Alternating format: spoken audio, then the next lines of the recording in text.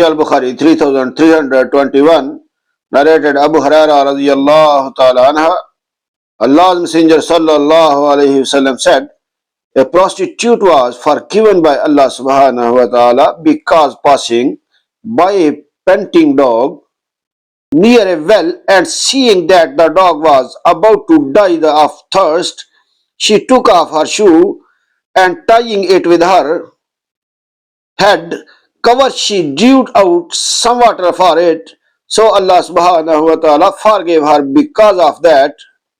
Sahih al-Bukhari 3322, narrated Abu Talha radiyallahu ta'ala anhu, the Prophet sallallahu alayhi wasallam said, angels do not enter a house that has either a dog or a pitcher in it. Sahih al-Bukhari 3323, narrated Abdullah bin Umar radiyallahu ta'ala anhuma, Allah's Messenger sallallahu alayhi wasallam ordered that the dog should be killed.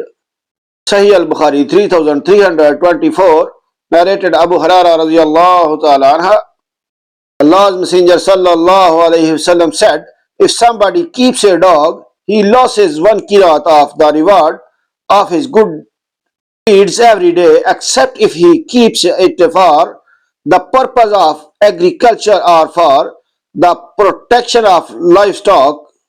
Sahih al-Bukhari 3325, narrated Sufyan bin Abi Zuhair Ash-Shani radiyallahu ta'ala anha, that he heard Allah's Messenger sallallahu alayhi wasallam saying, if somebody keeps a dog that is neither used for farm work nor for guardian the livestock, he will lose one qirat of the reward of his good deeds every day. Like and subscribe my channel for more hadith videos. Allah bless you. Allah Hafiz.